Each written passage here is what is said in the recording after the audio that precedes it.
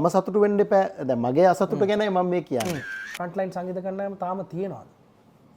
තාමත් හොඳ ප්‍රශ්නයක් මල්ලි මුලින්ම ඇහුවේ.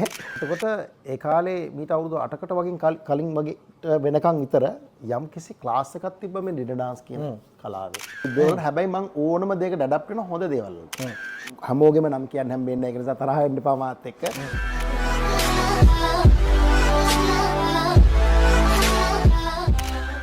අවඩ ආයුබෝවන්. ඉතින් නව වසරක නව කයිවාරුවකින් කයිවාරුවේ දෙවනි වෙළුම අරගෙන එනවා එංගලන්තයේ වෙසෙන ශ්‍රී ලාංකික ඔබ දන්නා ආදරය කරන චරිතයක් එක්ක.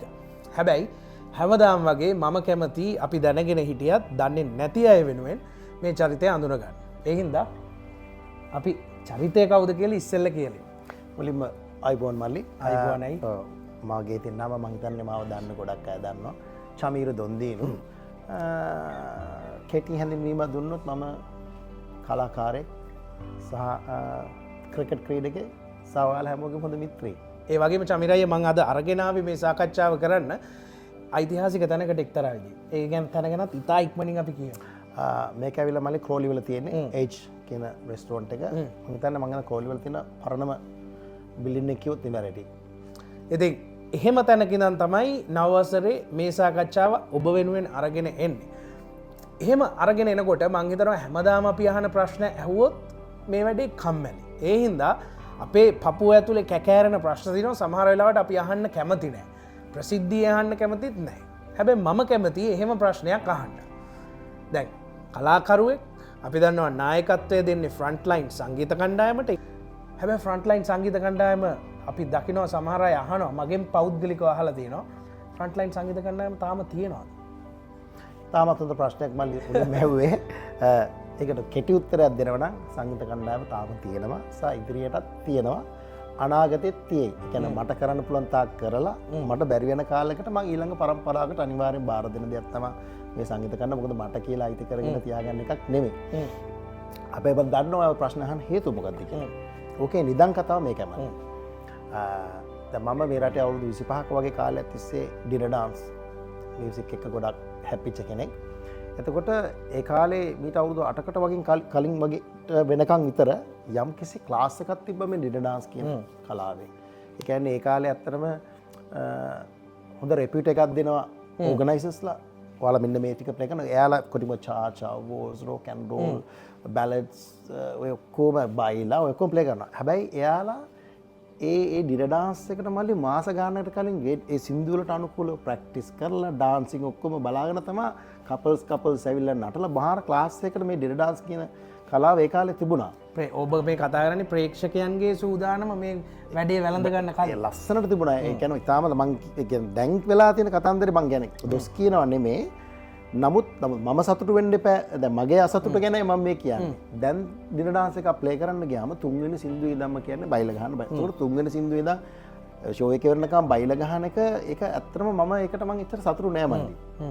අපේ මං වගේ පුංචි ප්‍රශ්නයක් අහන්නම්කෝ. දැන් ලෝකේ අපි ගත්තොත් බයිලා වලට නටන ප්‍රසන්ටේජ් එක කැරඩ ගත්තොත් ඔයා හිතන්නේ කීයක් විතරද? මං හිතන්නේ 105ක් 105ක් විතර. ඊටත් අඩුයි මල්ලි. එතකොට 100ට අපි දෙකක් තුනක් කියමු. ඉතුරු ලෝකේ 97 නටන්නේ කොහෙද? මොන මියුසික් වලද? ඒක ප්‍රශ්නයක්. ඒක ප්‍රශ්නයක්. එතකොට එහෙම සංගීතයක් තියෙනවා. හැබැයි අපේ අය ඒකට පුරුදුද? අන්න ඒක තමයි ප්‍රශ්නේ. ඒකට වෙලා තියෙන්නේ අපේ අය මේ ලෝකයේ කියන්නේ එයාලා හිතන්නේ ඔව් දැන් කෙනෙකුට කියන්න පුළුවන් ඩිනර් ඩාන්ස් කරලා අපි කාලා බින නටන්න ඉන්නේ කියලා. නටනවා කියන්නේ බයිලා වලටම නටන එක නෙමෙයි. තව ලෝකේ බීට්ස් 197ක් ලෝකේ ජනතාවක් නටන්නේ අනිත් ඔක්කොම බීට්ස් වලට.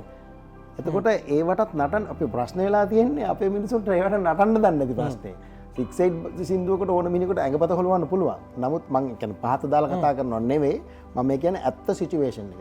ඉතින් ඒක නිසා මම දැන් දවසක් ෂෝ එකක් ගහලා මම ගෙදර යන ගමන් මම කල්පනා කරා මම ඇත්තටම සතුටුද මම මේ කරන වැඩේට ගැන. මේ ගහන මියුසික්. මොකද මගේ පොඩි අසතුටු වගේ කාලයක් තිබුණා දැන් මේ ෂෝස් එක්ක මම ඉතින් ගැහුවට මම සතුටු නෑ. ඉස්සර අපි ෂෝ එකක් ගහලා යද්දි හරි සතුටෙන් යන්නේ ෂෝ එක ගැන කතා කරනවා, ඩාන්ස් කරපු අය ගැන කතා කරනවා. විස්තර ගොඩක් කතා කර තමයි අපි ගෙදර. දැන් අද ෂෝ එකක් ගහලා ගෙදර යද්දි මට නිකන් එක තැනකදී මට පොඩි කලකිරීමක් ආවා. මම සතුටුද? මම මේ කරන දේ ගැන. මොකද මල්ලි අපි ඕනම දෙයක් කරද්දි Taman සතුටු වෙලා ඉන්න ඕනේ. ඊට පස්සේ මම හොඳට කල්පනා කරලා පහුවදා බෑන්ඩ් එකට කෝල් එකක් අරන් කිව්වා මගේ අදහස මේකයි. මම කැමති මම දන්නවා කාලෙත් එක්ක අපි ඇඩප්ට් වෙන්න ඕන අලුත් දේවල්. හැබැයි මම ඕනම දෙයකට ඇඩප්ට් වෙන හොඳ දේවල් වලට.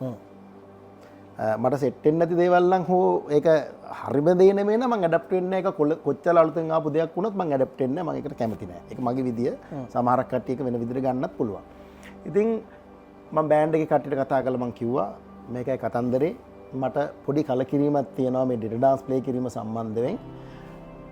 කොහොමද අපි මේ වගේ තීරණයක් ගත්තොත් අපි අර මුලදි ගහපු ඩින ඩාන්ස් ගහන කලාවට කැමති ඩින ඩාන්ස් ටික අරගෙන අපි ප්ලේ කරමුද? ඒ වගේ මොකද දැන් ඕනම ආයතනයකට හෝ ඕනම සංවිධානයකට එයාලට අයිතියක් තියෙනවනේ මල්ලි තමන් කැමති සංගීත කණ්ඩායම තෝරගන්න.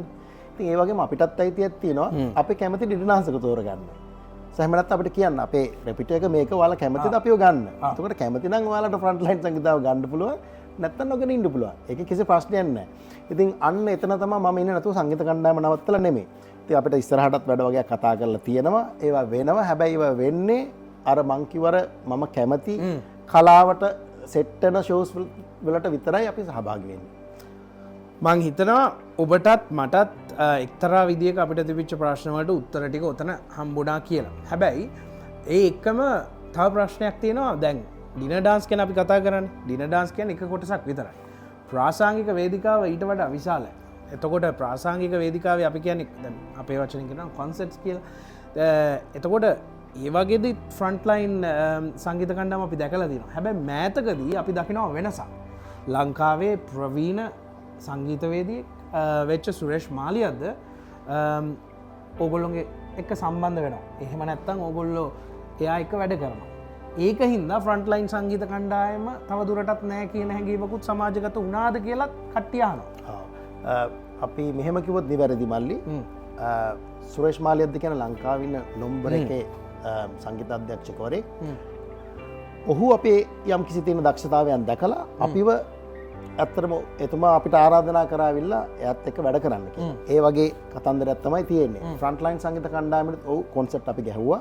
හැබැයි තාමත් අමාරු තත්ත්වයන් වලින් තමයි අපි ඒව කරේ. ඒකට හේතුන් තමයි ඔයා දන්නවා මේ රටේ ඉන්න හැම කෙනෙක්ම ෆුල් ටයිම් ජොබ් එකක් කරනවා. මියුසික් කියන දේ ඇවිල්ලා බොහොම පාර්ට් ටයිම් වැඩ කරන්නේ. එතකොට කට්ටියම එකතු කරගෙන ලොකු දැන් ඔයා හිතනවා ආටිස්ට්ලා 4ක් අතර ඉන්න ෂෝ එකක් කියලා.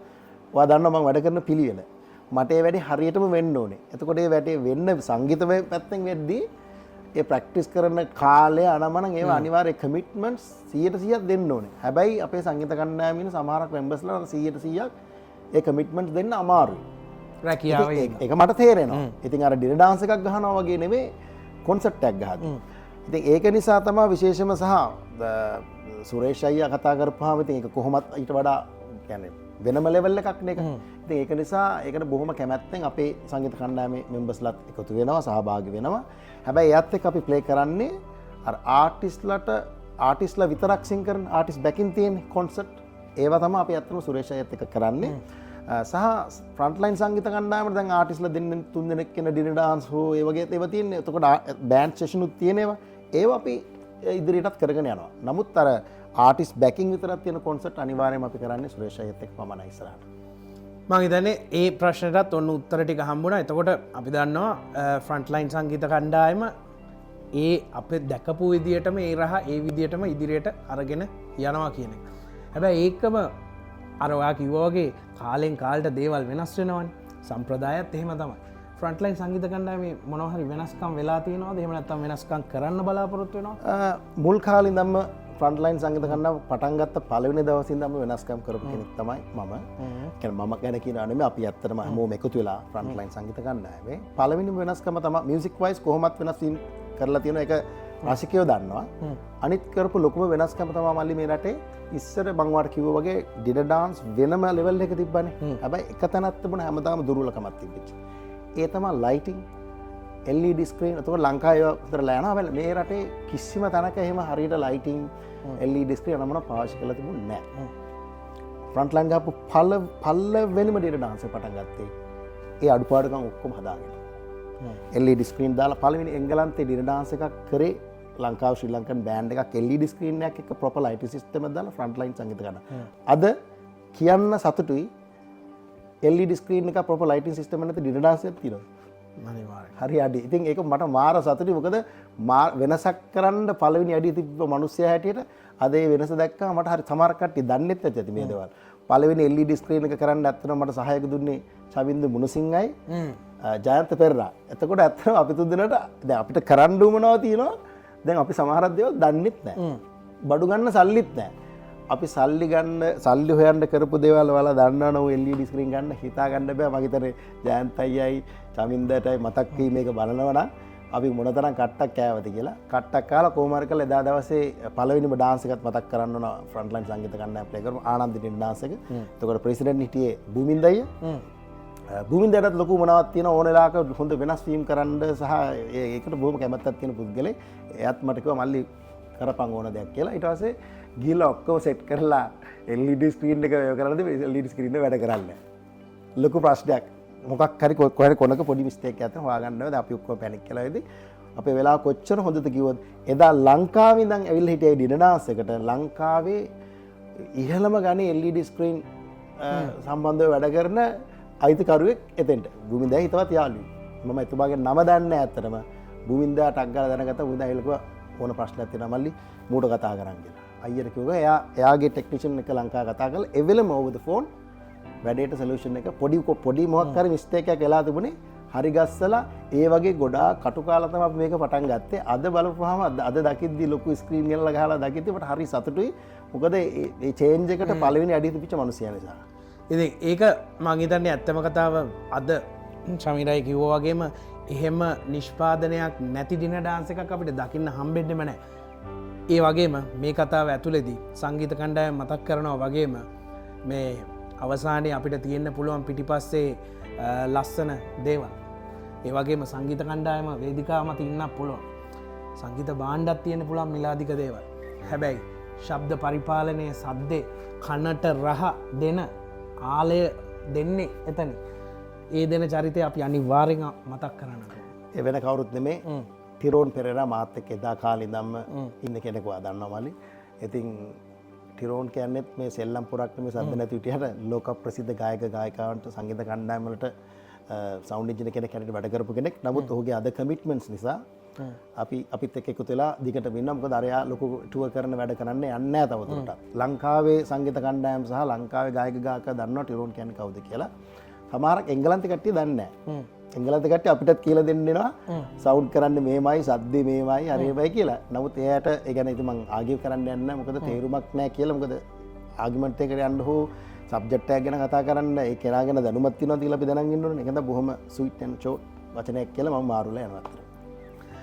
ඒකටත් ඔන්න උත්තරේ කෙටියෙන්ම හම්බුණා. එතකොට මේ දැන් ඔය සේරම කතා කරලා මම හිතනවා දැන් ඉංග්‍රීසියෙන් කියනවා නම් corporate social responsibility. එහෙම නැත්නම් අපි ජීවත් වෙන හුස්ම ගන්න ලෝකයට අපෙන් යමක් සිද්ධ වෙන්නට ඕනේ. එහෙම දෙයක් ෆ්‍රන්ට්ලයින් සංගීත කණ්ඩායම ඇතුළු ශ්‍රී ලාංකික පිරිසකින් මා ළඟදී දැක්කා.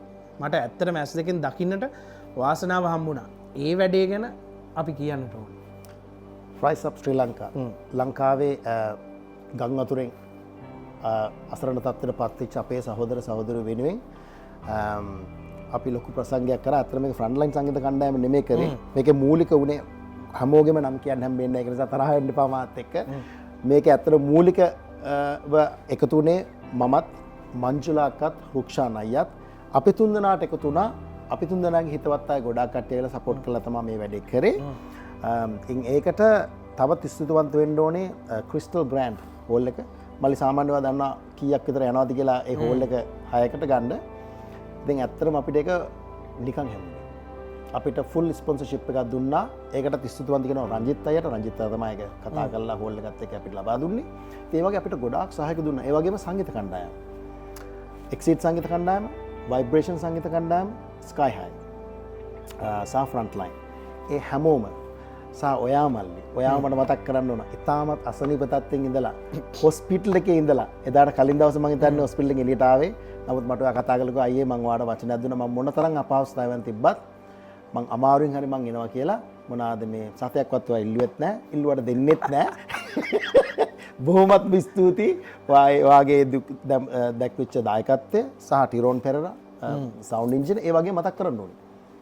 ලෝකේ ඉන්න ගායක ගායකත් එක්ක සංසන්දනය කරා මේ ප්‍රසංගයටත් අපි ලංකාවේ නම් තිබිච්ච සංගීත ගායක ගායකට කතා කරා. ලක්ෂ 20 හැරෙමේ ඉල්ලපු ගායක ගායකවත් හිටියා.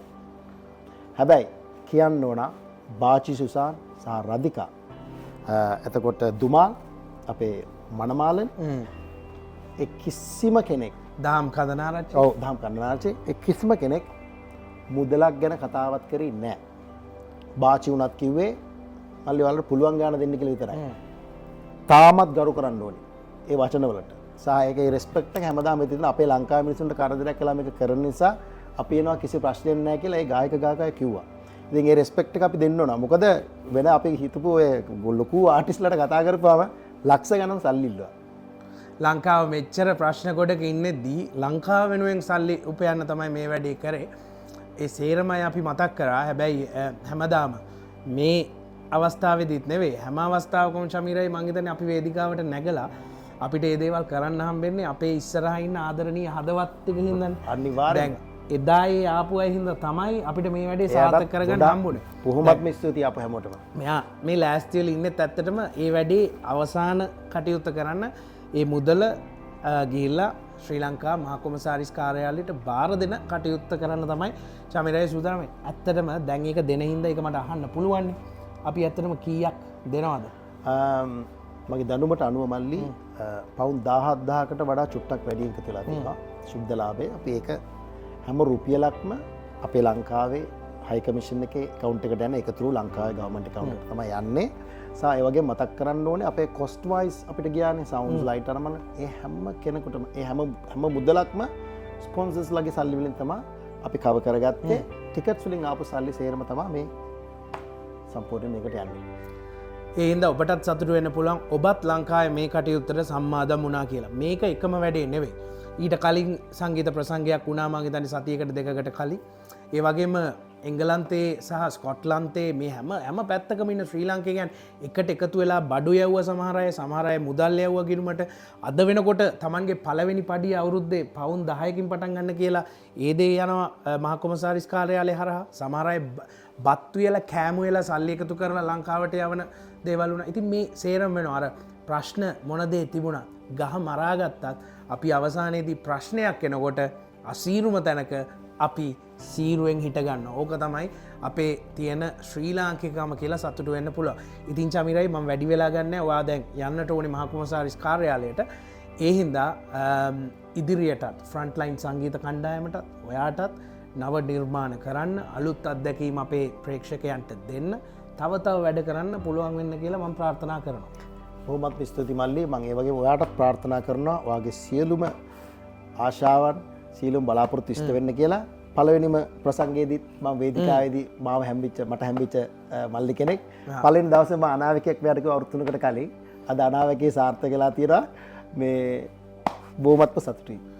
ඒකත් අර සමහරක් වෙලාවට ජීවිතයේ අසීරුම තැනක ඉන්න වෙලාවකනේ අපිට උදව් කරන අය මතක් වෙන්නට ඕනේ. එහෙම පළවෙනි කාලේ මුල් කාලේ හිටපු චරිතයක් තමයි චමීර අයියා. ඉතින් ඒ හින්දා ඒක මම අනිවාර්යෙන් මතක් කරන්න ඕනේ. ඒ ගෞරවය දෙන්නටත් ඕනේ. එහෙම දෙන ගමන් ඉතින් තවත් කයිවාරුවකින් ඔබ හමු වෙන බලාපොරොත්තු වෙන අද ඔබෙන් සමුගන්නට අවසර. අවඩා අයිබෝ වේවා.